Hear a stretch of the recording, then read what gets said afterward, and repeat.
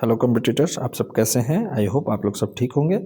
तो क्या है ना कि जो मैं आपको बोला था कि बिहार दरोगा के लिए आपको स्पेशल मैं लाऊंगा मैराथन क्लास जो कल होने वाला है 18 तारीख, और एक और होगा एग्जाम 21 तारीख को। उसके लिए ये मेन पर्पस है, ठीक है।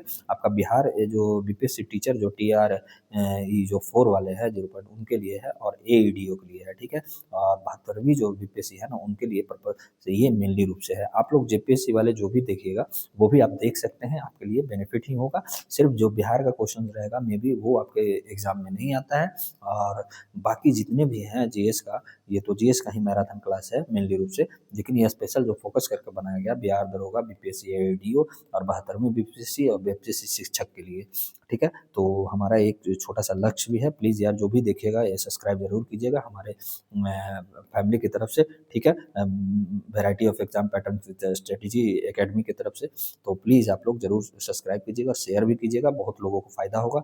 ज़रूर यहाँ से मैं बता रहा हूँ कि कम से कम आपको 20 से 25 क्वेश्चंस आपके ज़रूर आएंगे, ये आप याद रखिएगा। आप 20 से 25 क्वेश्चन आप इससे सिर्फ आप बना सकते हैं। आप देखिएगा, आप कल वाले एग्जाम में देखिएगा, उसके बाद ही आप बोलिएगा, ठीक है। तो एक बार ज़रूर यहाँ से पढ़िएगा, ठीक है। तो आगे बढ़ते हैं, ठीक है। आपका स्वागत है हमारे channel variety of exam pattern strategy channel पे। हमारा चैनल टेलीग्राम चैनल है वेबसाइट अकेडमी 24। तो ठीक है, बिना कुछ देर किए हुए हम लोग फर्स्ट क्वेश्चन पे चलते हैं। क्या कर रहा है हमारा पहला क्वेश्चन कि ऋग्वेदिक जो है आर्यों का मुख्य व्यवसाय क्या था? तो ये क्या था? आपका पशुपालन था, क्योंकि वहाँ पे कृषि जो था उत्तर वैदिक काल में बना था, ना कि ऋग्वेदिक काल में। गाय को जो है आपका गाय को यहाँ क्या धन यानी गो कहा जाता था, ठीक है। समाज कैसा था? आपका पशुपालक था, ठीक है। तो ये आप याद रखिएगा। और यहाँ का जो शिल्प था ना वो गौण था, और व्यापार भी आपका सीमित था। आगे बढ़ते हैं।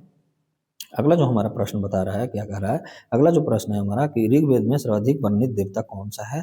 तो कौन सा है हमारा वर्णित देवता? आपका आपका वर्णित जो देवता है, तो ये कौन सा देवता है हमारा? आपका कौन सा देवता है इसमें?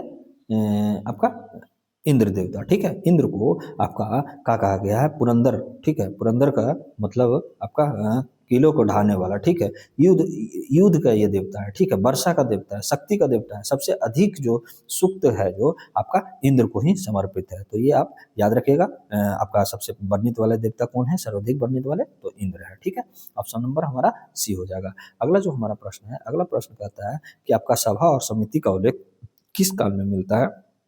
तो आपका कौन सा मिलता है? आपका ऋग्वैदिक काल में, ठीक है। सभा को क्या कहा जाता था? आपका इसको बुजुर्गों का कहा जाता था, ठीक है। ये बुजुर्गों को कहा जाता था। और आपका समिति जो था आपका जनसभा था, ठीक है। इसमें जो सारा लोग भाग लेते थे, और इसमें सभा में लोग भाग लेते थे, समिति में जनसभा सभी लोग। और लोकतांत्रिक तत्व का ये इससे क्या होता है? प्रारंभ इसको माना जाता है, सभा और समिति को, ठीक है। अगला जो हमारा प्रश्न क्या कह रहा है? अगला जो हमारा प्रश्न है आपका वन व्यवस्था का कठोर रूप किस काल में विकसित हुआ?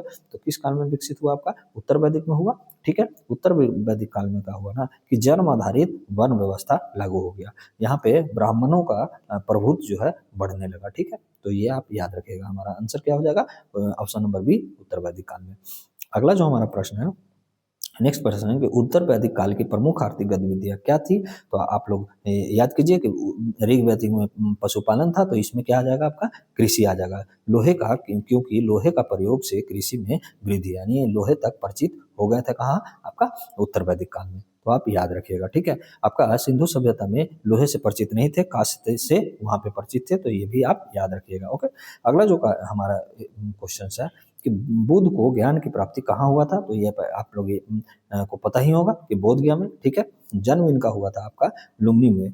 लुम्बिनी में इनका जन्म हुआ था, ठीक है। सारनाथ में इनको प्रथम उपदेश दिए थे, ठीक है। प्रथम उपदेश, ठीक है। आपका कुशीनगर में इनका निर्वाण हुआ था, ठीक है। यानी इनकी मृत्यु वहां पे हुआ था, ओके।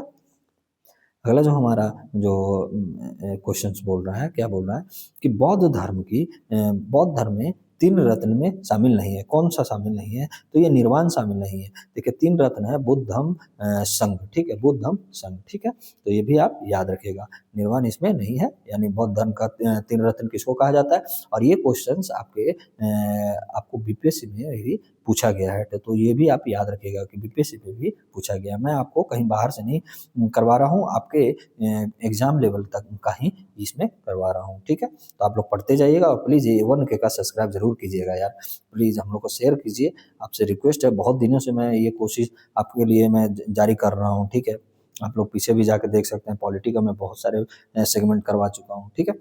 आगे बढ़ते हैं कि जैन धर्म के 24वें तीर्थंकर कौन थे? तो ये आपका महावीर स्वामी जी, और जो ये पार्श्वनाथ थे ना, ये 23वें थे, ठीक है। ये काशी से संबंधित थे, काशी नरेश के बेटे थे, तो ये भी आप याद रखिएगा। अगला जो हमारा प्रश्न कह रहा है कि क्या कह रहा है कि कुल कितने महाजनपद थे? तो ये 16 महाजनपद थे, ठीक है। कितने थे? 16 महाजनपद थे, जिसमें अंग बज्जी आपका अंग हो गया, मगध हो गया, आपका उज्जैन हो गया, ठीक है, आपका कुशीनगर हो गया, ये सब है ना आपका वहाँ महाजनपद में कहलाता था, ठीक है। अब क्या है कि यहाँ पे अगला क्वेश्चन जो है मगध के उत्कर्ष का प्रमुख कारण क्या था? तो ये आप याद रखिएगा कि लौह संसाधन का अधिक होना, ठीक है, लोहा का अधिक होना, ये आपका क्या था? आपका वहाँ का, क्योंकि लोहा जब आ गया ना, तो लोहा से क्या होने लगा? आपका हथियार बनने लगा, हाथी सेना था वहाँ पे, ठीक है। गंगा और सोन नदी भी आपस में थे मगध में, इसीलिए यहाँ का उत्कर्ष का कारण बना, ठीक है। तो यहाँ पे लौह संसाधन कारण बना, ठीक है, जिससे क्या हुआ? वो हथियार बनाए। अगला जो हमारा प्रश्न है क्या कह रहा है कि आपका कि मौर्य काल जो है आपका क्या कर रहा है कि मौर्य वंश का संस्थापक है कौन था? तो ये आपका कौन था? ये आप याद रखिएगा, चंद्रगुप्त मौर्य था, ठीक है। चंद्रगुप्त मौर्य ने ही धनानंद जो था आपका नंद वंश का शासक, धनानंद को, ठीक है, धनानंद को क्या किया था? हराया था। और चाणक्य जो थे कौटिल्य के मार्गदर्शन में, चाणक्य ही इनके गुरु थे चंद्रगुप्त के, और इनको जो अर्थशास्त्र जो लिखे हैं ना, वो भी कौन लिखे हैं? आपका चाणक्य लिखे हैं, तो ये भी आप याद रखिए। यानी इसको हराया, ठीक है, इसके द्वारा, और ये आपका मगध का मौर्य वंश का स्थापना किया, ठीक है। आगे बढ़ते हैं हम लोग। अगला जो हमारा प्रश्न है, क्या प्रश्न बोल रहा है आपका कि चंद्रगुप्त मौर्य के समय यूनानी राजदूत कौन आया था? तो ये आया था आपका, कौन आया था? आपको मेगास्थनीज आया था। ये इसने क्या किया था? इंडिका नामक एक पुस्तक लिखा था, और सेलुकस जो था ना, सेलुकस जो था वो आपका क्या था? सेलुकस निकेटर का ही ये राजदूत था, तो ये भी आप याद रखिएगा। थोड़ा गड़बड़ा गया था, सॉरी उसके लिए, लेकिन अब सही हो जाएगा, ठीक है। चलते हैं। अगला जो हमारा प्रश्न है क्या बोल रहा है कि मौर्य प्रशासन का मुख्य ग्रंथ कौन सा था? तो कौन सा था मुख्य ग्रंथ? तो ये भी आप याद रखिएगा, अभी मैं बताया था आपको, अर्थशास्त्र, ये किसने लिखा था? आपका चाणक्य के द्वारा लिखा गया था, यानी उन्हीं को कौटिल्य कहा जाता है, ठीक है। तो ये आप याद रखिएगा। ये राजतरंगिणी जो है ना आपका कलहन का लिखा हुआ है, ठीक है, ये कलहन का लिखा हुआ है, ये भी आप याद रखिएगा। इंडिका जो है आपका, अभी बताया मैंने, मेगास्थनीज का, ठीक है, मेगास्थनीज द्वारा लिखा हुआ है, तो ये आप याद रखिएगा। इसी तरीके से आपको बहुत सारे क्वेश्चंस हैं, आपको बनता आ जाएगा, ठीक है। तो आप लोग थोड़ा बी पेशेंस, ठीक है। अगला जो है, अशोक को अभिलेखी नाम क्या था? अशोक का अभिलेखी नाम क्या था? तो ये आप बताइएगा। ये था प्रियदर्शी, ठीक है, प्रियदर्शी। देव नाम आपका देवा नाम प्रियदर्शी, ठीक है, प्रियदर्शी, ओके। तो ये आप याद रखिएगा, देवानाम प्रियदर्शी। अगला जो है हमारा प्रश्न क्या कर रहा है? अगला जो प्रश्न कर रहा है कि अशोक ने बौद्ध धर्म कब अपनाया? तो कब अपनाया था ये? जब 261 ईसा पूर्व में, जब कलिंग पर ये विजय किया था, कलिंग युद्ध किया था, उसके बाद ही क्या किया था? आपका बौद्ध धर्म को अपनाया था। तो ये ऑप्शन नंबर हमारा बी हो जाएगा, कलिंग युद्ध के बाद। अगला जो हमारा प्रश्न है क्या कह रहा है कि अशोक के अधिकांश अभिलेख किस लिपि में लिखा गया है? तो किस लिपि में लिखा गया? आपका ब्राह्मी लिपि में लिखा गया है। तो ये भी आप याद रखिएगा, किस लिपि में? आपका ब्राह्मी लिपि में। उत्तर पश्चिम में जो है ना आपका खरोष्टी में लिखा गया, ठीक है, उत्तर पश्चिम जो है आपका खरोष्टी में लिखा गया, लेकिन बाकी जो अधिकांश अभिलेख जो है हमारा ब्राह्मी में लिखा गया। अगला जो हमारा प्रश्न कह रहा है क्या कह रहा है आपका कि आपको गुप्त वंश जो है ना, गुप्त वंश का संस्थापक कौन है? तो ये कौन था आपका? ये आपका कौन था? तो ये बताइए आपका श्रीगुप्त थे। क्या थे? श्रीगुप्त। वास्तविक जो साम्राज्य का निर्माता जिसको माना जाता है वो चंद्रगुप्त प्रथम को माना जाता है, लेकिन यहाँ पे बोल रहा है कि संस्थापक है वो आपका श्रीगुप्त हो जाएगा। तो ये आप याद रखिएगा। अगर वास्तविक संस्थापक पूछे तो चंद्रगुप्त प्रथम बोलिएगा, ठीक है। अगला जो प्रश्न है, प्रयाग प्रशस्ति किसने लिखा? तो ये भी आप याद रखिएगा, किसने लिखा था? ये आपका हरिसेन ने, ठीक है, आपका हरिसेन ने, ठीक है। आपका कौन और अश्वघोष आपका मुद्रा राजशास्त्र लिखे हैं, ये भी आप याद रखिएगा, ठीक है। तो कुछ कुछ जो है आपको मैं बताते भी चल रहा हूँ कि जिससे आपका क्या हो जाएगा कि बहुत सारे जो क्वेश्चंस हैं जो भी आप इसके अलावा भी आएगा तो वो आपको पता चलेगा, ठीक है। समुद्रगुप्त को भारत का नेपोलियन किस इतिहासकार ने बोला था? तो ये देखिए कौन सा बोला था आपका, ये बी.ए. स्मिथ बोला था, ठीक है, बी.ए. स्मिथ ने बोला था। तो यहाँ पे कौन सा ऑप्शन हो जाएगा हमारा? आपका ऑप्शन नंबर ए, स्मिथ द्वारा, ठीक है, बी.ए. स्मिथ ने बोला था। ओके। अगला जो हमारा जो क्वेश्चन है, गुप्त काल में सर्वाधिक प्रचलित धर्म कौन सा था? तो ये वैष्णव धर्म था। कौन सा धर्म था? आपका वैष्णव धर्म था। विष्णु जो थे ना, विष्णु और गरुड़ ध्वज यहाँ पे चलाया जाता था। ओके, तो ये वैष्णव धर्म था। अगला जो हमारा प्रश्न है क्या कह रहा है कि आपका शून्य जो जीरो है उसकी अवधारणा का विकास किस काल में हुआ? तो ये आपका किसमें हुआ? गुप्त वंश में। गुप्त वंश में ही आर्यभट्ट थे जिन्होंने क्या दिए थे? आपका जीरो का कंसेप्ट दिए थे, यानी जीरो की अवधारणा दिए थे। ओके, तो ये आप याद रखिएगा। अगला जो हमारा प्रश्न है, नालंदा विश्वविद्यालय का उत्कर्ष किस काल में हुआ था? तो ये कौन सा काल में हुआ था? आपका गुप्त काल में। कुमार जो गुप्त है उन्होंने ही क्या बनाया था? आपका नालंदा विश्वविद्यालय का संस्थापक माने जाते हैं। ओके, तो ये भी आप याद रखिएगा। अगला जो हमारा प्रश्न है क्या कह रहा है कि दिल्ली सल्तनत का वास्तविक संस्थापक किसे माना जाता है? तो इसमें जो आपका दिल्ली का वास्तविक संस्थापक जो माना जाएगा आपका इल्तुतमिश माना जाएगा। पहला जो आपका शासक जो था कुतुबुद्दीन ऐबक, जो आपका 1206 से आपका 1210 तक रहा था, ठीक है। तो ये आप याद रखिएगा। और जो इल्तुतमिश इसी का इसके बाद था, ठीक है। इसके बाद जो इसकी रजिया सुल्तान बनी थी, ठीक है, तो ये भी आप याद रखिएगा इसके। और रजिया सुल्तान के बाद जो बनी थी आपका बलबन मेन शासक बना था। फिर अलाउद्दीन खिलजी जो है जलालुद्दीन का भतीजा था, ठीक है। ये आपका 1296 के बाद जो ये आपका 300 आपका 1301 या 1302 में ये आपका ये अथी मतलब सॉरी क्या बना था आपको? ये शासक बना था, ठीक है। अलाउद्दीन खिलजी जलालुद्दीन खिलजी को मार के। ओके, तो ये आप याद रखिएगा। थोड़ी सी आपका ध्यान रखने के लिए ही ये समय बताया हूँ, ठीक है। दिल्ली सल्तनत का पहला महिला शासक देखिए मैं बता रहा था कि रजिया सुल्तान थी, ठीक है। ऐबक जो थे आपका प्रथम शासक थे, लेकिन ये जो थे महिला जो था आपका महिला शासक में कौन थी? आपका ये आपका कौन था? ये रजिया सुल्तान थी। एकमात्र महिला जो मध्यकालीन भारत में एक महिला शासक बनी थी वो कौन बनी थी? आपका रजिया सुल्तान बनी थी। तो ये भी आप याद रखिएगा। अगला जो हमारा प्रश्न है कि बलबन की लौह एवं रक्त नीति का उद्देश्य क्या था? तो कौन सा था आपका? विद्रोह का दमन करना। ऑप्शन नंबर सी, आपका ऑप्शन नंबर सी हो जाएगा। इसके तहत क्या करता था कि कठोर दमन करता था और राज्य सत्ता की सर्वोच्चता को ये प्रदर्शित करता था कि सबसे ज्यादा जो है राज्य सत्ता ही सबसे ज्यादा ऊपर है, ठीक है। तो ये भी आप याद रखिएगा। अगला जो हमारा प्रश्न क्या कह रहा है आपका कि अलाउद्दीन खिलजी ने बाजार नियंत्रण को आपको क्यों किया? नियंत्रण क्यों किया? ठीक है, अलाउद्दीन खिलजी ने बाजार नियंत्रण क्यों किया?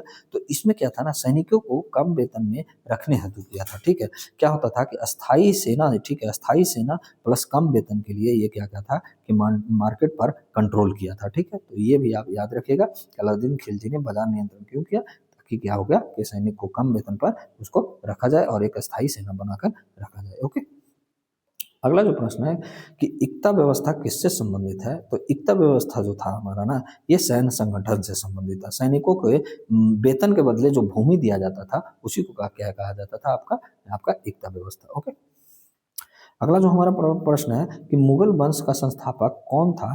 तो ये कौन था आपका? ये था आपका बाबर था, ठीक है। पानीपत जब जो पहली लड़ाई हुई थी पानीपत की आपका 1526 में आपका इब्राहिम लोदी के साथ, उसी के बाद क्या था, बाबर ने अपना यहाँ सत्ता स्थापित किया था। आपका मुगल वंश का संस्थापक माना गया, ठीक है। अगला जो हमारा प्रश्न है आपका, अगला जो प्रश्न क्या कह रहा है कि आपका कि अकबर के समय भूमि मापन प्रणाली किसने शुरू किया था? तो ये आपका टोडरमल ने किया था, ठीक है। ये आपका टोडरमल ने किया था। जब्ती प्रणाली, जिसको क्या बोला जाता था? आपका जब्ती प्रणाली, ठीक है, जब्ती प्रणाली। ओके, तो ये भी आप याद रखिएगा जब्ती प्रणाली। आपको ऐसे भी क्वेश्चन बना घुमा के दे सकता है कि जब्ती प्रणाली किसने चलवाया, तो टोडरमल, और किसके समय, तो अकबर के काल के समय। अकबर की धार्मिक नीति क्या कहलाती थी, तो ये क्या कहलाती थी आपका सुलह ए कुल, ठीक है, सुलह ए कुल, सभी धर्मों के प्रति सहिष्णुता को ही क्या कहा जाता था, आपका सुलह ए कुल। ओके, आगे बढ़ते हैं हम लोग। अगला जो हमारा प्रश्न है क्या कह रहा है आपका कि मुगल काल में मनसबदारी प्रणाली किससे संबंधित है, तो मनसबदार जो दिया जाता था ना आपको, सैन्य प्रशासन को ले दिया जाता, ठीक है। मनसब का मतलब होता था आपका, मनसब का जो मतलब हो गया, मनसब इजकल टू क्या होगा, पद प्लस वेतन, ठीक है, तो इसी को बोला जाता था मनसबदारी, ठीक है, मनसबदारी, ठीक है। अगला जो हमारा है कि ताजमहल का निर्माण किसने करवाया, तो यह इसलिए आप लोग सब जानते होंगे कि शाहजहां ने क्या करवाया, मुमताज का उम्र मतलब मुमताज महल की स्मृति में ये क्या बनाया था, आपका ताजमहल का निर्माण करवाया था, ठीक है, जो कहाँ है, हमें आगरा में। ओके, ये 8वां अजूबा में से एक है, ठीक है। अगला जो हमारा है कि औरंगजेब के शासन का में किस कर को पुनः लागू किया गया था, तो ये जजिया कर जो था ना, ये पुनः लागू कर दिया गया था। जजिया कर को पहले समाप्त कर दिया गया था आपका तुगलक वंश में, तो ये भी आप याद रखिएगा, ठीक है। अगला जो हमारा प्रश्न है क्या कर रहा है कि 1857 के विद्रोह की शुरुआत कहाँ से हुई थी, तो ये आपका हुआ था कहाँ से, आपका ये आपका मेरठ से हुआ था, ठीक है, मेरठ से हुआ था। कब हुआ था, 10 मई आपका 10 मई आपका 10 मई 1857 में, ठीक है, तो ये भी आप याद रखिएगा। अगला जो हमारा प्रश्न है, अगला जो प्रश्न है हमारा क्या कह रहा है कि 1857 में बिहार का प्रमुख नेता कौन था, तो ये वीर कुंवर सिंह थे, जो कहाँ के थे, आपका जगदीशपुर आरा के बिहार के थे, ठीक है, तो आप याद रखिएगा। अगला जो हमारा है आपका क्वेश्चन है, 1857 के विद्रोह असफल होने का मुख्य कारण क्या था, आपका संगठन की कमी थी, ठीक है।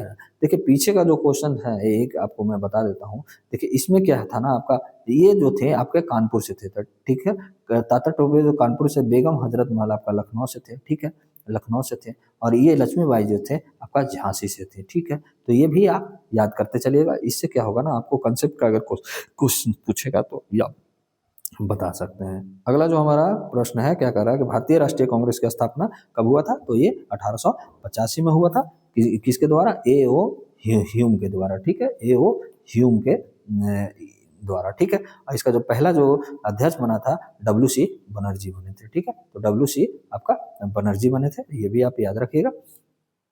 अगला जो हमारा क्वेश्चन है कि कांग्रेस का सूरत विभाजन कब हुआ था, तो 1907 में। ये बहुत मोस्ट इंपॉर्टेंट क्वेश्चन है, ठीक है, नरम दल और गरम दल के बीच में ये बंटवारा हुआ था 1907 में। ओके, अगला जो हमारा क्वेश्चन है क्या कह रहा है कि गांधी जी भारत में पहला सत्याग्रह कहाँ शुरू किए थे, तो ये कहाँ शुरू किए थे, आपका चंपारण में किए थे 1917 में, ठीक है, बिहार के चंपारण जिला में 1917 में हाई प्रायोरिटी इसको मिला था, ठीक है, तो ये पहला सत्याग्रह है। ओके, अगला जो हमारा है कि असहयोग आंदोलन को जो आपका नॉन कॉर्पोरेट मूवमेंट जो हुआ था उसको वापस क्यों लिया गया था, तो ये भी आप याद रखिएगा कि चौरी चौरा कांड जो हुआ था 5 फरवरी 1922 को, जो आपका आपका गोरखपुर में क्या किया गया था कि वहाँ पे पुलिस स्टेशन को उड़ा दिया गया था, जिसमें कई पुलिस मतलब मर गए थे। इसी कारण गांधी जी को आपका 5 फरवरी 1912 को ये घटना हुआ था, लेकिन इनको 12 फरवरी 1912 को जब पता चला था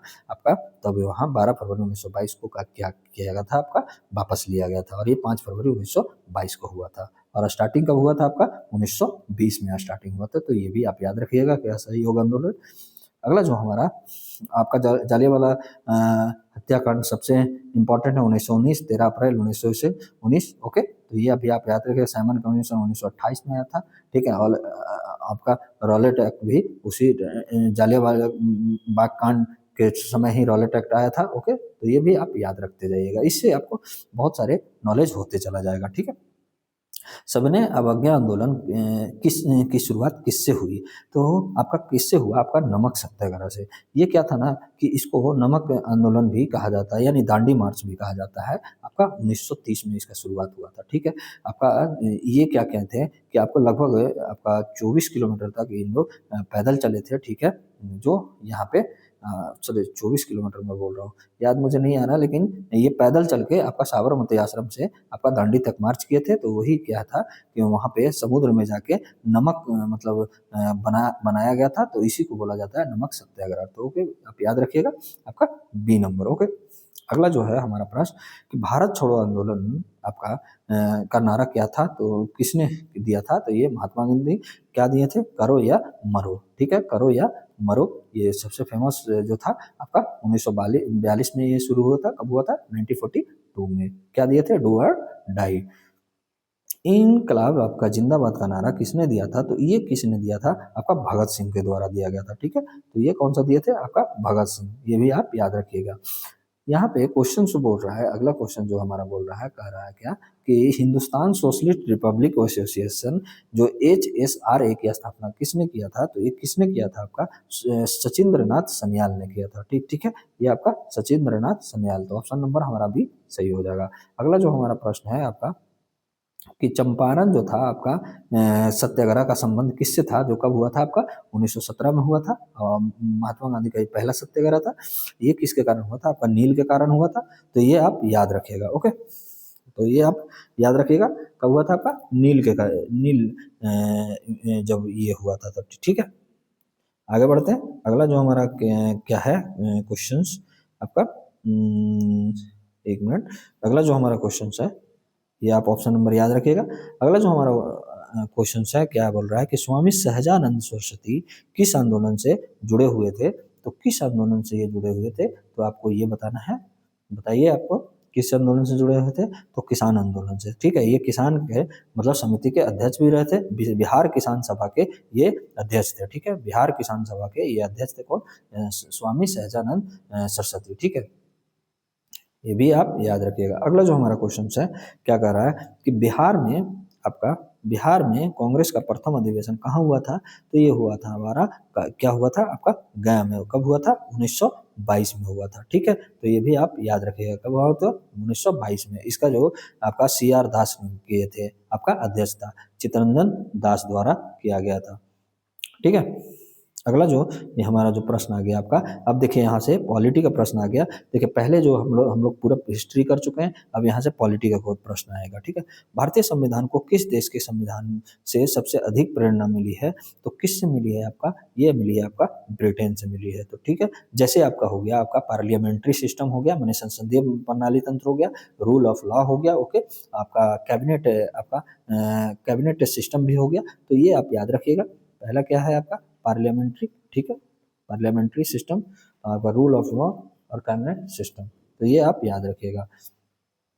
अगला जो हमारा प्रश्न है, क्या है कि आपका भारतीय संविधान का संरक्षक कौन है, तो ये कौन सा होता है, आपका सर्वोच्च न्यायालय होता है। जुडिशियल रिव्यू ही इसको संरक्षक का बनाता है, ठीक है। तो ये भी आप याद रखिएगा। भारतीय संविधान की प्रस्तावना में कितने आदेश हैं, तो ये भी आप याद रखिएगा। आपका 5 आदेश है। संप्रभु, ठीक है, पहला देखिए संप्रभु हो गया, ठीक है। देखिए मेरा पेन थोड़ा सा गड़बड़ है अभी, थोड़ा बहुत चीज़ों का हमारे पास कमियां हैं। और सेकंड हो गया आपका समाजवादी, ओके। पहला आपका संप्रभु हो गया, दूसरा हो गया समाजवादी, तीसरा हो गया आपका पंथ निरपेक्ष निरपेक्ष, ठीक है। आपका फोर्थ हो गया आपका लोकतांत्रिक लोकतांत्रिक, ओके। आपका फिफ्थ हो गया आपका गणराज, ठीक है, गणराज। तो ये आप याद रखिएगा, ओके। आगे बढ़ते हैं हम लोग। अगला जो हमारा प्रश्न है कि संविधान में कुल कितनी अनुसूचियां हैं, तो कितनी अनुसूचियां हैं, आपका 12 अनुसूची है, ठीक है। मूल जो संविधान में था आपका 8 ही अनुसूची था, लेकिन बाद में 9, 10, 11, 12 जोड़ा गया, ठीक है। 1912वां जो अनुसूची हमारा जो है आपका 1992 में आपका नगर पालिका जोड़ा गया था। 11वां जो था आपका 1992 में ही आपका 73वां संविधान संशोधन के द्वारा पंचायती राज व्यवस्था लागू किया गया था, तो ओके। ये भी आप याद रखिएगा। भारतीय संविधान में आपका कुल कितने भाग हैं, तो आप याद रखिएगा। ये आपका लगभग अभी जो हो गया है आपका 28 है, तो ये भी याद रखिएगा। अब जो है ना आपका 28 है, 25 पहले था, तो 25 अब नहीं, अब 28 हो गया, ठीक है। आपका जो बना है ना, अब हो गया आपका 28, ठीक है। मूल जो संविधान में था आपका 22 भाग था, ठीक है। उसके बाद धीरे धीरे बढ़ते बढ़ते आपका अभी जो पहुंच गया आपका 28 भाग पहुंच गया। अगला जो है समानता के अधिकार किस अनुच्छेद में है, तो आपका ऑप्शन नंबर बी में है। ये भी आप याद रखिएगा। और आपका इससे राज्य के बारे में ये बताता है, ठीक है, राज्य बोलता है, ठीक है, और इसमें आपका वाक एवं अभिव्यक्ति का स्वतंत्रता देता है 19 से, और 21 से गरिमापूर्ण आपको गरिमामय जीवन जीने की स्वतंत्रता देता है आर्टिकल नंबर आपका 21 से, ठीक है। 21 ए क्या देता है आपका शिक्षा का अधिकार देता है।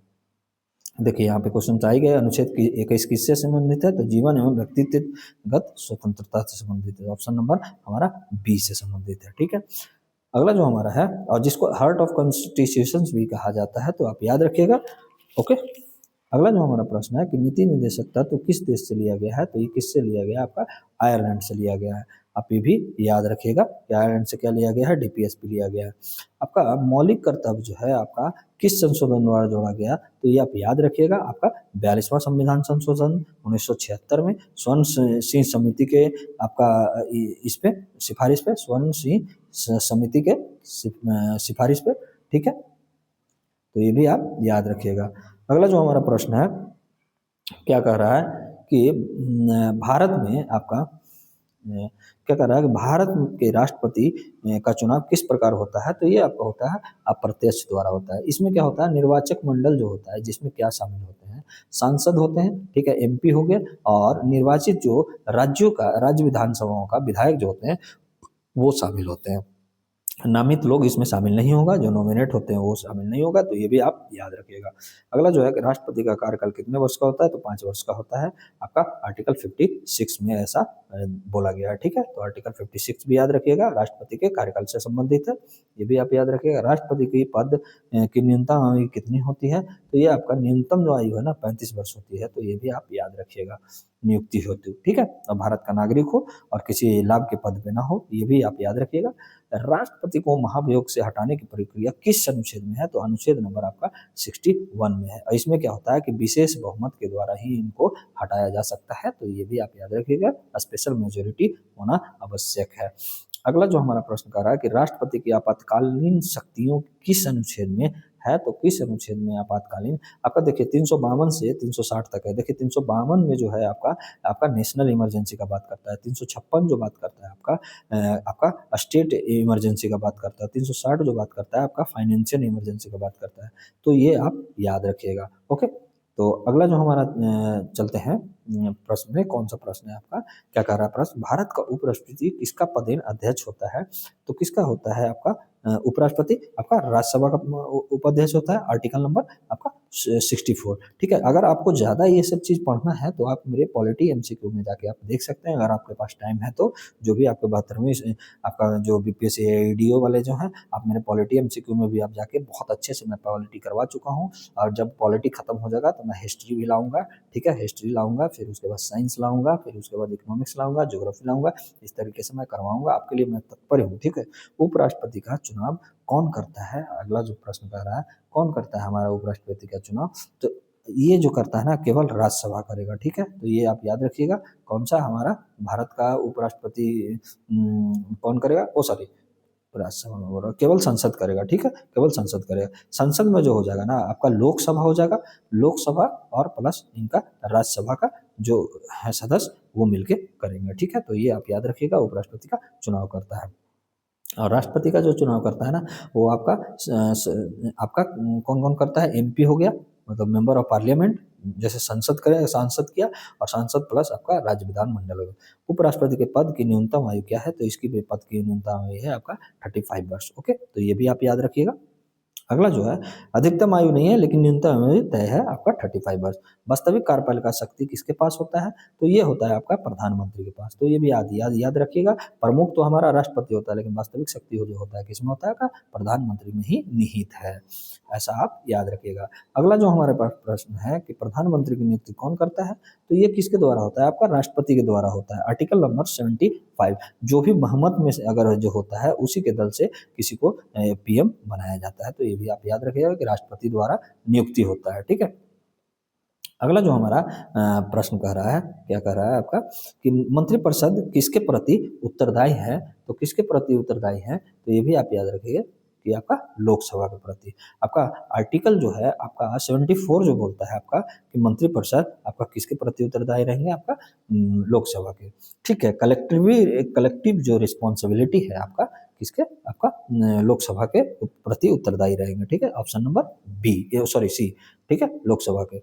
ओके, अगला जो हमारा प्रश्न है, क्या कह रहा है अगला प्रश्न, एक मिनट आपको। अगला जो हमारा प्रश्न कह रहा है कि मंत्रिपरिषद और कैबिनेट में क्या अंतर है, तो क्या अंतर है ये भी आप लोग देखिए। मंत्रिपरिषद जो होता है बड़ा समूह कहलाता है, ठीक है ना, और जो कैबिनेट जो होता है आपका जो काउंसिल, जो मतलब ये याद रखिए, जो कैबिनेट होता है ना, कैबिनेट जो होता है वो आपका छोटा होता है, किससे, आपका काउंसिल ऑफ मिनिस्टर से, तो ये भी आप याद रखिएगा।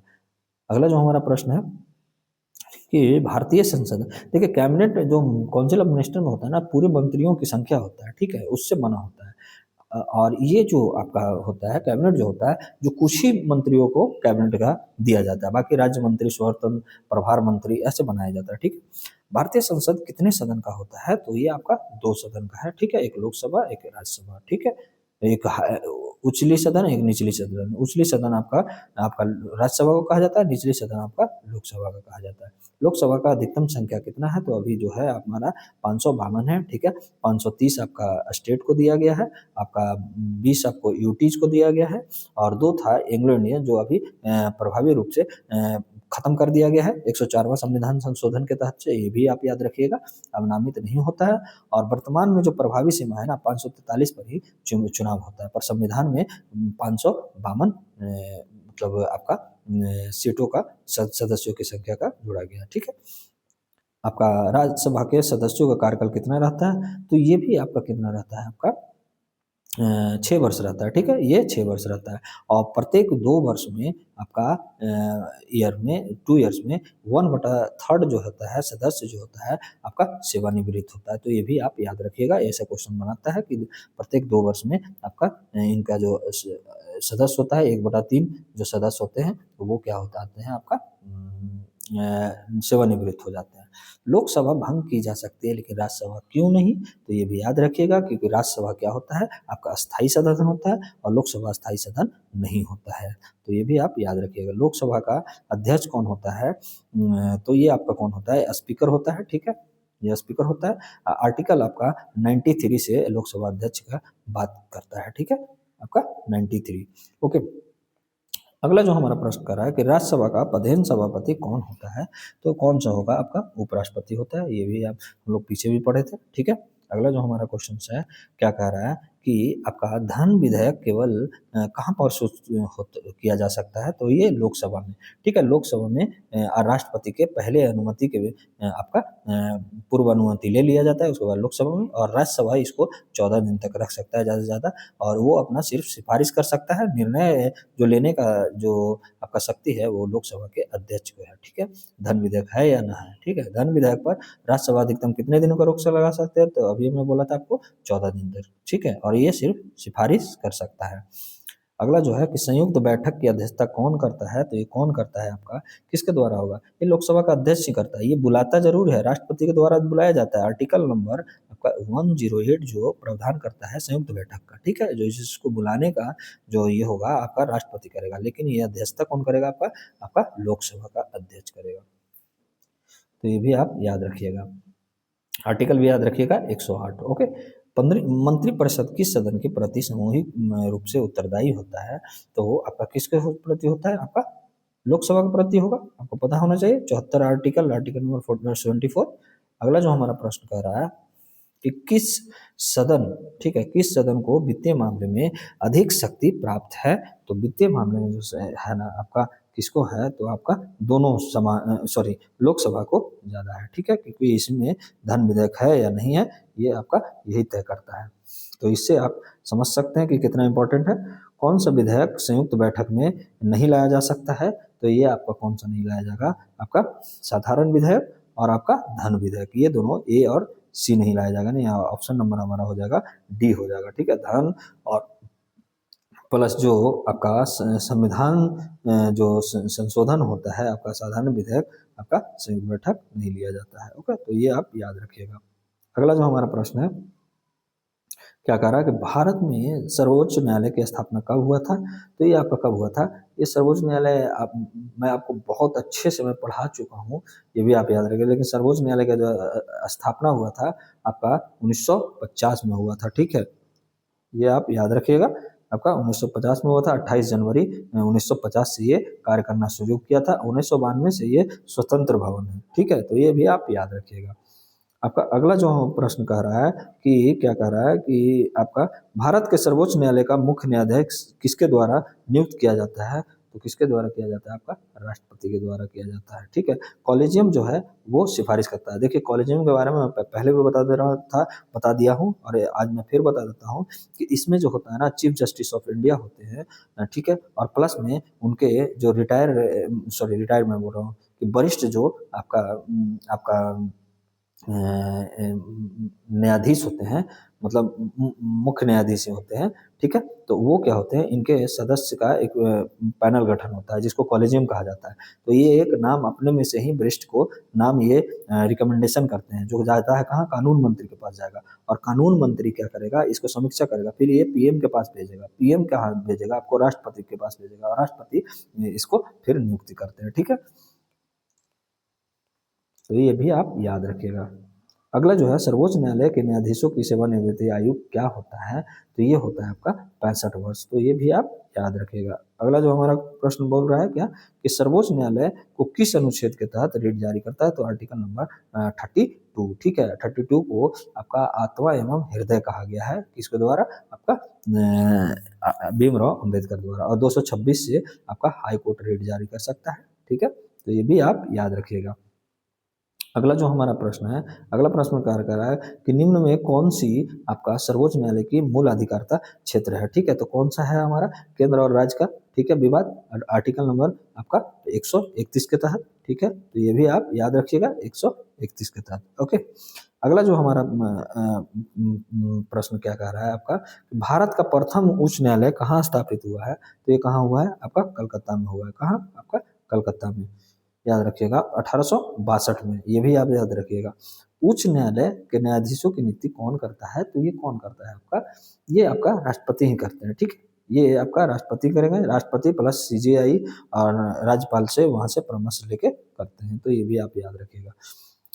उच्च न्यायालय के न्यायाधीशों की सेवानिवृत्ति का आयु कितने होते हैं? तो ये आप याद रखिएगा कि इसका 62 वर्ष होता है, सर्वोच्च न्यायालय का आपका 65 वर्ष होता है। तो ये भी आप याद रखिएगा। अगला जो हमारा क्या है कि प्रश्न है, क्या क्या कह रहा है कि प्रश्न, कि उच्च न्यायालय की रिट जारी करने की शक्ति मैं आपको पीछे ही बताया था, आर्टिकल 226, ठीक है। और सुप्रीम कोर्ट से इसको व्यापक है, क्योंकि इसको लीगल राइट का भी इससे ये अधिकार है, ठीक है। राज्यपाल की नियुक्ति कौन करता है? तो राज्यपाल की जो नियुक्ति करेगा ना, ये कौन करेगा? इसको भी जो करता है आपका राष्ट्रपति ही करता है, ठीक है। आर्टिकल आपका 155 में, ठीक है, 155 में के तहत, ओके। अगला जो हमारा प्रश्न है कि आपका राज्य राज्यपाल का कार्यकाल कितने वर्ष का होता है? तो ये भी आप याद रखिएगा, कितने का होता है आपका? 5 वर्ष का होता है, ठीक है। और राष्ट्रपति के प्रसाद पर्यंत पे ही रहता है, यानी प्लीजर ऑफ प्रेसिडेंट, ओके। तो ये भी आप याद रखिएगा। अगला जो हमारा है कि राज्यपाल का न्यूनतम आयु क्या है? तो राज्यपाल का कोई न्यूनतम आयु ऐसा मतलब जो है आपका कितना है? 35 वर्ष है, ठीक है। तो ये 35 वर्ष का होना चाहिए, ठीक है।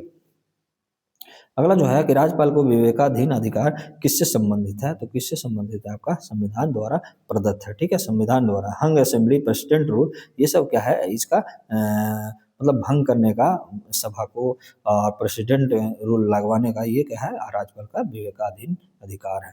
जैसे अभी मामला जो चल रहा है कि बंगाल में राष्ट्रपति शासन लागू करने का, मुख्यमंत्री की नियुक्ति कौन करता है? तो ये राज्यपाल ही करेगा भैया।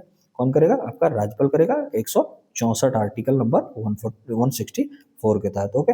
अगला जो हमारा है आपका प्रश्न क्या कर रहा है कि राज्य मंत्रिपरिषद किसके प्रति सामूहिक रूप से उत्तरदायी होता है?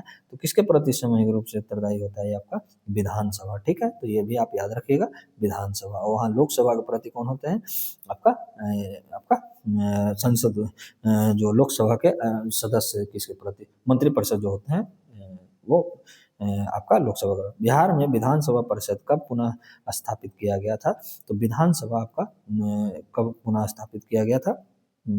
आपका ये किया गया था आपका ना, ये लगभग आपका 2011 में किया गया था, ठीक है। और एक चीज़ और है कि राज्यपाल जो ये विधानमंडल जो है ना, ये 2006 में जो है ना समाप्त कर दिया गया था, ठीक है। 2006 में इसको समाप्त कर दिया गया था और पुनः जो लागू किया आपका 2011 में। तो ये भी आप याद रखिएगा। अगला जो हमारा प्रश्न है क्या कह रहा है कि आपका बिहार विधानमंडल का स्वरूप कैसा है, तो ये कैसा है आपका, ये द्विसदनीय है। ये भी आप याद रखिएगा, द्विसदनीय है क्योंकि यहाँ विधानसभा के साथ साथ यहाँ क्या है, विधान परिषद भी है। ठीक है, विधान परिषद भी है यहाँ है। ठीक है, तो ये भी आप याद रखिएगा। और ज़्यादा आपको इस चीज़ के बारे में नॉलेज लेना है तो हमारे पॉलिटी एमसीक्यू के आप सेक्शन में जाइए, वहाँ पे सर्च कीजिए, आपको मिल जाएगा। आपको टॉपिक वाइज वहाँ पे दिया हुआ है। ओके, राज्य विधान परिषद के सदस्यों का कार्यकाल कितना रहता है, तो इनका भी जो रहता है 6 वर्ष रहता है, जिससे राज्यसभा का होता है। और प्रत्येक 2 वर्ष में 1/3 में जो सदस्य होते हैं इसमें भी सेवानिवृत्त होते हैं 2 वर्ष पर। ठीक है, तो ये भी आप याद रखिएगा। राज्य का धन विधेयक कहाँ प्रस्तुत होगा, तो ये कहाँ होगा आपका, विधानसभा में ही होगा। ठीक है, विधानसभा ही सर्वोच्च होता है। ओके, अगला जो है बिहार उच्च न्यायालय की स्थापना कब हुआ था, तो ये क्वेश्चन पहले भी बन गया है और फिर से ये क्वेश्चन में भी बन सकता है, तो 1916 में। ये भी आप याद रखिएगा। अगला जो हमारा प्रश्न है क्या कह रहा है कि बिहार का पहला मुख्यमंत्री कौन थे, तो ये आपका कौन थे, श्री कृष्ण सिंह थे। कौन थे आपका, श्री कृष्ण सिंह थे। ओके, तो ऑप्शन नंबर कौन सा हो जाएगा, ए हो जाएगा, डॉक्टर श्री कृष्ण सिंह। ओके, अगला जो हमारा क्या क्वेश्चन कर रहा है, अगले क्वेश्चन पे हम लोग चलते हैं कि पृथ्वी अपने अक्ष पे, देखिए अब यहाँ से आपका ज्योग्राफी आ गया। ठीक है, पृथ्वी अपने अक्ष पर एक चक्कर कितने समय में पूरा करता है, तो कितने में करता है, 23 घंटा 56 मिनट। कितना, 23 घंटा 56 मिनट। ठीक है, ये आपका सिडिरल डे है। ठीक है, सिडिरल डे है। ओके, तो ये आप याद रखिएगा, 23 घंटा 56 मिनट। आपका पृथ्वी का परिक्रमण किससे संबंधित है, तो ये किससे होता है आपका, ये भी क्वेश्चन पूछा है कि परिक्रमण जो होता है ना आपका ऋतु परिवर्तन करता है, और घूर्णन जो होता है जो आपका दिन रात होता है। ठीक है, आपका जो रोटेशन जो हो गया आपका, जैसे मान लिया जाए कि ये पृथ्वी है तो ये अपने ही अक्ष पे घूमा, तो ये क्या कहलाएगा, इसका घूर्णन कहलाएगा। और ये अगर सूर्य के चारों तरफ ये राउंड लगा रहा है तो ये आपका क्या कहलाएगा, या इसका परिक्रमण कहलाएगा। तो ठीक है, परिक्रमण करेगा तो ऋतु, और अगर घूर्णन करेगा तो दिन रात। तो ये आप याद रखिएगा, ये क्वेश्चन पहले भी ऑलरेडी बन चुका है और मुझे लगता है कि फिर से ये बन सकता है। ठीक है, कर्क रेखा भारत को कितने राज्यों से होकर गुजरती है, तो 8 राज्यों से। ठीक है, आपका गुजरात हो गया, आपका राजस्थान हो गया, मध्य प्रदेश हो गया, छत्तीसगढ़ हो गया, आपका झारखंड हो गया, आपका वेस्ट बंगाल हो गया, आपका त्रिपुरा हो गया, अब मिजोरम हो गया। ठीक है, तो आप याद रखिएगा एक लाइन से, आपका गुजरात हो गया, जी से गुजरात हो गया, आर से राजस्थान हो गया, एमपी से आपका मध्य प्रदेश हो गया, 36 से आपका छत्तीसगढ़ हो गया, जे से आपका झारखंड हो गया, अब डब्ल्यू से वेस्ट बंगाल हो गया, आपका टी से त्रिपुरा हो गया, और एम से आपका मिजोरम हो गया। तो ये आप याद रखिएगा, 8 राज्यों से आपको गुजरती है आपका कौन, कर्क रेखा। भारतीय मानक समय किस देशांतर पर आधारित है, तो ये 82.82 डिग्री पर स्थापित है। ये कहाँ है, यूपी के आपका मिर्जापुर में है। ठीक है, मिर्जापुर में है। तो ये भी आप याद रखिएगा, समझे। अगला जो है हमारा प्रश्न, हिमालय को सबसे लंबा पर्वत श्रेणी कौन सी है, तो ये कौन सी हमारा, हिमाद्री है। ठीक है, हिमाद्री है, ग्रेट हिमालय जिसको बोला जाता है। ठीक है, ग्रेट हिमालय। ओके, तो ये हिमाद्री है। अगला जो है छोटा नागपुर पठार किस राज्य में स्थित है, तो ये हमारा कहाँ है, झारखंड में स्थित है। ठीक है, ये पहले बिहार का ही भाग था जो बहुत इंपॉर्टेंट था, अब क्या है, झारखंड का चला गया। तो झारखंड वाले प्लीज सुनिए कि आपके लिए भी ये क्वेश्चंस आए हैं आपके छोटा नागपुर से।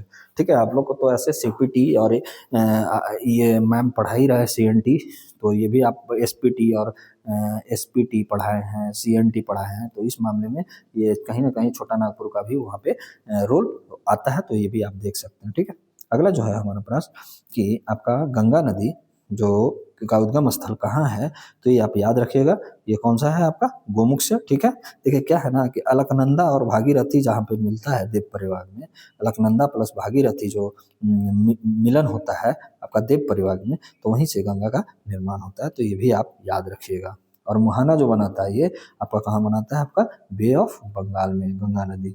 ठीक है, निम्न में कौन सी नदी दक्कन पठार से नहीं निकलती है, तो ये नर्मदा नहीं निकलता है। नर्मदा जो है ना आपका अमरकंटक जो भ्रंश घाटी से ये निकलती है, तो अमरकंटक से निकलती है, तो ये भी आप याद रखिएगा। अमरकंटक जो नर्मदा है ना, इसीलिए फेमस है आपका अमरकंटक के लिए। आपका अगला जो प्रश्न है कि भारत में दक्षिण पश्चिम मानसून कब आता है, तो ये कब आता है, जून से सितंबर में, तो ये भी आप याद रखिएगा। कौन सा ऑप्शन हो जाएगा हमारा, जून से सितंबर में। और अगला जो हमारा प्रश्न है, कह रहा है कि मानसून की वापसी सबसे पहले कहाँ से होती है, तो ये हमारा होता है राजस्थान से, तो ये भी आप याद रखिएगा, पश्चिमी राजस्थान से, ठीक है, इसमें भी पश्चिमी राजस्थान से होती है, ठीक है। और आपका पृथ्वी का घूर्णन काल आपको पता ही हो गया कि अब 23 घंटा 56 मिनट हुआ, ठीक है।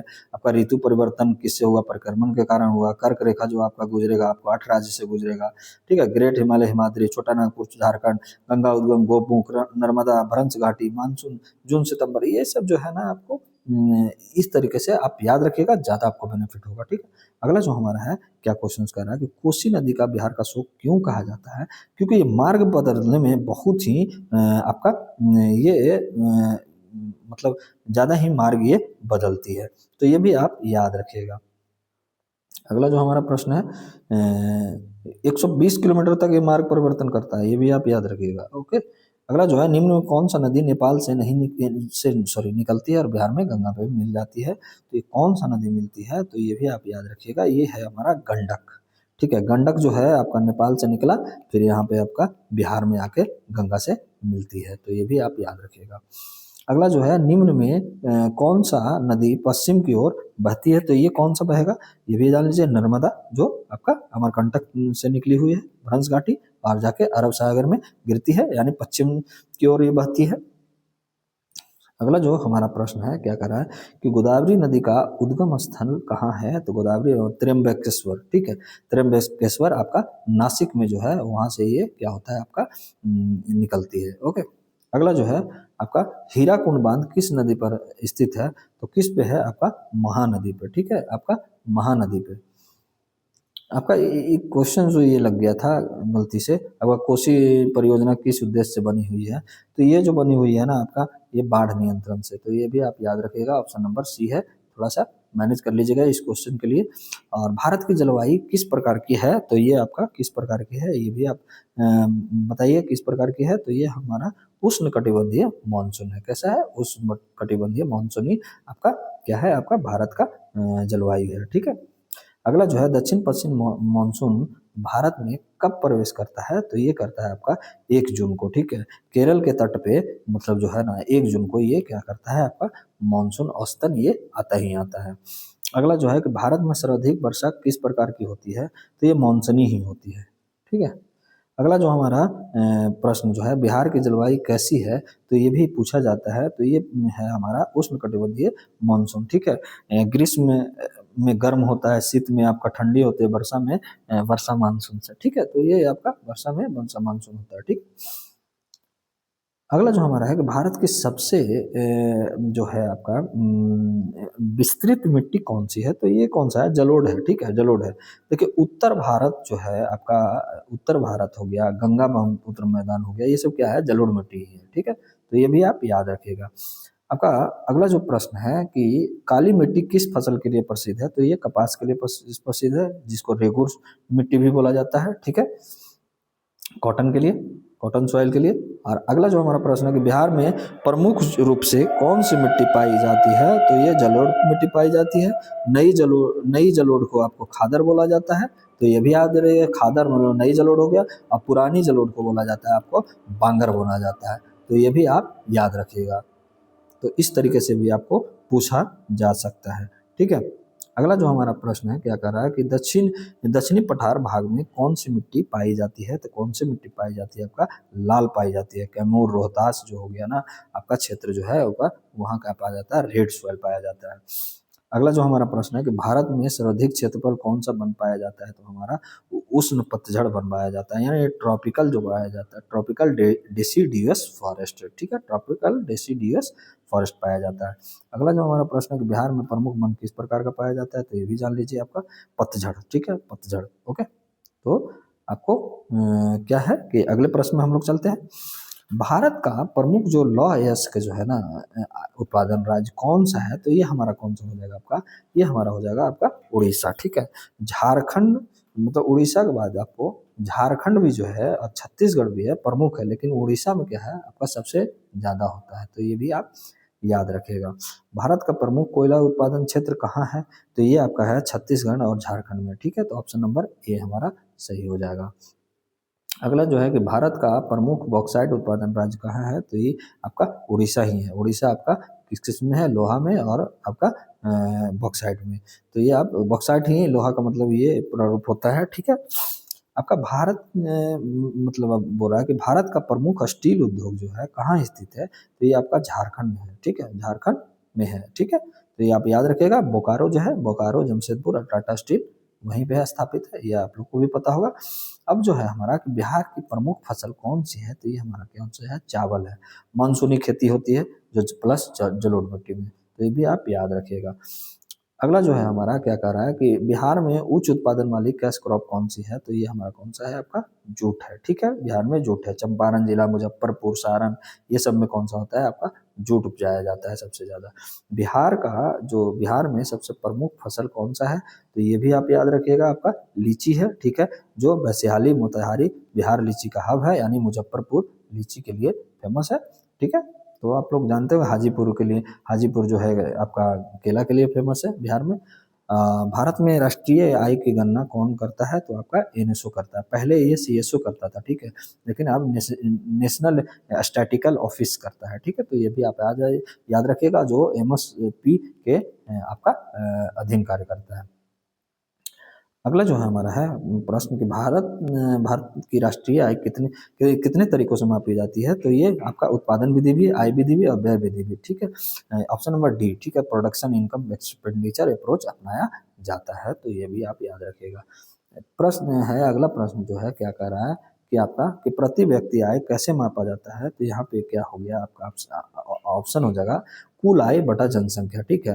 टोटल अगर आपका आय है आपका 10,000 है और जनसंख्या आपका 200 है, तो यानी प्रति व्यक्ति जो हमारा आय कहलाएगा आपका 5 रुपया प्रति व्यक्ति आय, ठीक है, तो ऐसे निकलता है, ओके।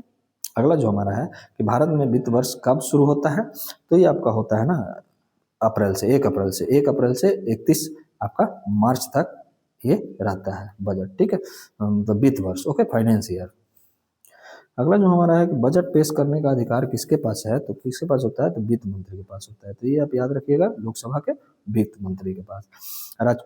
जो राजकोषीय घाटा है, फिजिकल डेफिसिट क्या होता है, तो ये जो होता है ना ऑप्शन नंबर कुल जितना व्यय हुआ और कितना आया है। मान लिया कि 100 रुपया आपका खर्चा हुआ और 50 रुपया आपका आया, तो यानी माइनस में ये डेफिसिट चल गया, ठीक है, तो ये घाटा हो रहा है, ठीक है, तो ये आप याद रखिएगा। अगला जो है हमारा कि भारत में मुद्रा नीति को कौन नियंत्रित करता है, तो कौन नियंत्रित करता है, ये आपका आरबीआई करता है, ठीक है, कौन करता है, आपका आरबीआई करता है। रेपो रेट हो गया आपका, सीआरआर हो गया, एसएलआर हो गया, ये सब तय कौन करता है, आपका यही करता है, आपका आरबीआई करता है। अगला जो है मुद्रास्फीति मापने का प्रमुख सूचक कौन है आपका, तो ये आप बताइएगा कि मुद्रास्फीति को, तो ये सभी है, डब्ल्यूपीआई भी उपयोग किया जाता है, सीपीआई भी किया जाता है, जीडीपी डिफल्टर भी किया जाता है, तो इसमें ऑप्शन नंबर डी हो जाएगा, ओके। अगला जो है कि चालू वित्तीय वर्ष 2025-26 का बजट किसने पेश किया था, तो निर्मला सीतारमन ने पेश किया था, ठीक है, दरोगा एग्जाम के ये करंट से है, ठीक है, तो ये भी आप याद रखिएगा। अभी बजट का टाइम भी आ रहा है, तो हो सकता है मैं भी बजट के बारे में पूछ दे, ठीक है। बिहार में सर्वाधिक जीडीपी योगदान किस क्षेत्र में है, तो आपका ये है आपका कृषि में, ठीक है। देखिए कृषि जो हो गया ना, कृषि आपका सबसे अधिक है, ठीक है, उसके बाद सेवा है, ठीक है, उसके बाद आपका उद्योग है, ठीक है, तो ये भी आप याद रखिएगा। अगला जो हमारा प्रश्न है क्या कह रहा है कि बिहार में जो कैश क्रॉप है कौन सा है, आपका पता ही है कि आपका जूट है, ठीक है, कौन सा है, जूट है।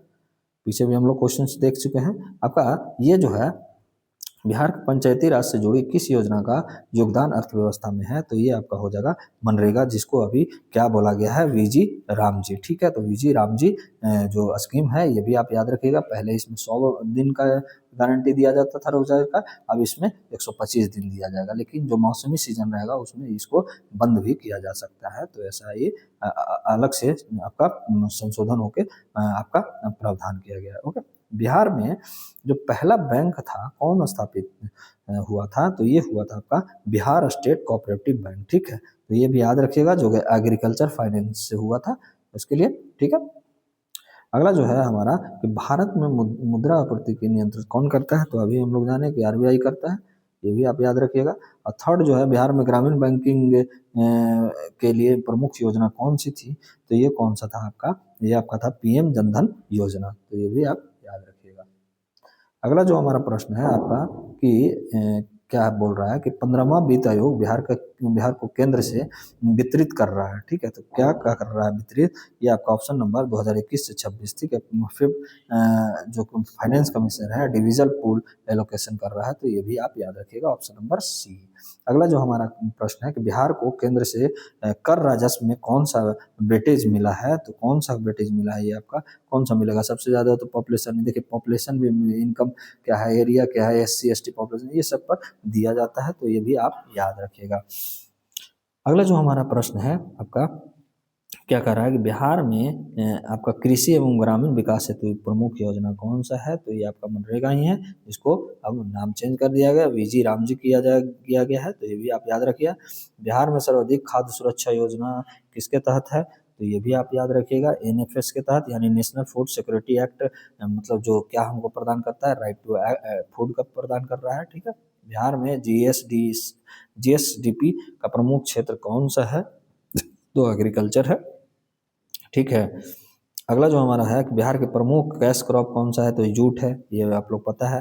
बिहार में माइक्रो फाइनेंस जो के लिए प्रमुख बैंकिंग प्रोग्राम कौन सा है, तो नबार्ड है, ठीक है, जो एग्रीकल्चर और रूरल जो सेल्फ हेल्प ग्रुप के से संबंधित है, तो नबार्ड आप याद रखिएगा, ठीक है। इंसुलिन, देखिए यहाँ पे साइंस से स्टार्ट हो गया, साइंस में क्या है आपको, साइंस भी यहाँ से स्टार्ट हो गया, ठीक है।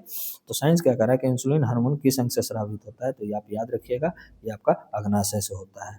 इंसुलिन पैनक्रियाज ब्लड शुगर और ब्लड शुगर का रेगुलेशन करता है, तो ये भी आप याद रखिएगा। आरबीसी का मुख्य कार्य क्या है आपका, क्या करता है आरबीसी, तो ये ऑक्सीजन को आपका परिवहन करने का काम है, यानी ऑक्सीजन ट्रांसपोर्ट करता है, ओके। अगला जो हमारा प्रश्न है कि मानव शरीर में सबसे बड़ा अंग कौन सा है, तो ये आपका कौन सा है, त्वचा है, तो ये भी आप याद रखिएगा, कौन सा है यहाँ पे, त्वचा है। अगला जो हमारा है कि मानव रक्त समूह ये भी किसमें पाया जाता है, किसने पाया, ठीक है, सॉरी, ये किसने खोजा था, तो ये लैंड स्टीनर खोजा था, तो ऑप्शन नंबर हमारा ए हो जाएगा, लैंड स्टीनर, ओके। अगला जो हमारा क्या कह रहा है कि प्रश्न कि मानव शरीर जो है आपका में सबसे बड़ी लंबी हड्डी कौन है आपका, कौन सा है, फीमर होता है, जो थाई वाला होता है, ठीक है, फीमर थाई बोन होता है, ओके। और सबसे मजबूत आपका जबड़ा होता है, ठीक है। शरीर में एंटीबॉडी का निर्माण कहाँ होता है, तो ये कहाँ होगा आपका, लसिका ग्रंथि में होगा, लिम्फेस नोड में होता है इम्यूनिटी, तो ये भी आप याद रखिएगा। अगला जो हमारा प्रश्न क्या कह रहा है कि पाचन तंत्र में पित्त वाइल कहाँ बनता है, तो ये कहाँ बनेगा आपका, यकृत में बनेगा, ठीक है। लीवर में वाइल बनता है और इससे क्या होता है, फैट को डाइजेशन करता है, ठीक है, फैट डाइजेशन करता है। अगला जो हमारा प्रश्न क्या कह रहा है, एक मिनट, आपका अगला प्रश्न कह रहा है कि न्यूटन का पहला नियम किससे है संबंधित, तो ये किससे है आपका, आपका जड़त्व का नियम से, ठीक है, फर्स्ट लॉ ऑफ मोशन, ठीक है, आपका जड़त्व से, इनर्शिया, इसको इनर्शिया इंग्लिश में। बिजली का एसआई यूनिट क्या होता है, तो आप लोग बताइए, ये आपका कौन सा होगा, एम्पियर होगा, ये भी आप लोग जान रहे होंगे। आवेश इसका क्या होता है, कूलम होता है, ठीक है। अगला जल के अणु का रासायनिक सूत्र क्या होगा, तो H2O, ठीक है, H2O, ठीक है, यानी ऑप्शन नंबर बी हो जाएगा हमारा। कार्बन डाइऑक्साइड का CO2 और ऑक्सीजन को O2, ठीक है। आपका यहाँ पे क्या है आपका